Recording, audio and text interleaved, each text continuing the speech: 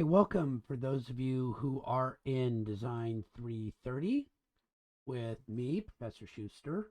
This is a quick addendum to the general lecture that I use for both 320 and 330 this semester. And I want to show you your course map. So here is the course map for Design 330.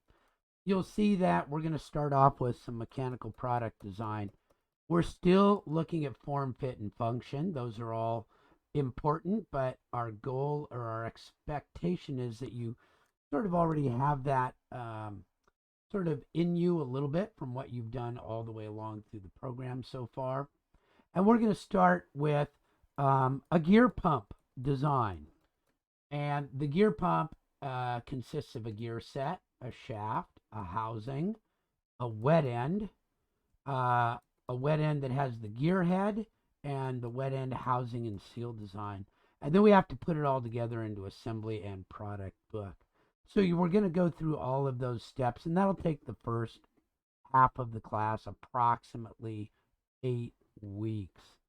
The second half is a facility MEP, mechanical, electrical, plumbing. There it is. Mechanical means HVAC, which is heating, ventilation, and air conditioning. E is electrical. P is plumbing. And this is going to be using Revit. Your mechanical project, you're going to do a lot of drawings. And so it will be focusing mostly on Inventor and AutoCAD. And there will be some drawing work and some design work. And in the facility, you'll be doing what's called a facility build out, where there's an existing facility and it's being built out for a particular client. And in this case, it will be, pardon that sound, it will be a facility to build these gear pumps. So that's what the course map looks like for this class. First half of the class is mechanical product design.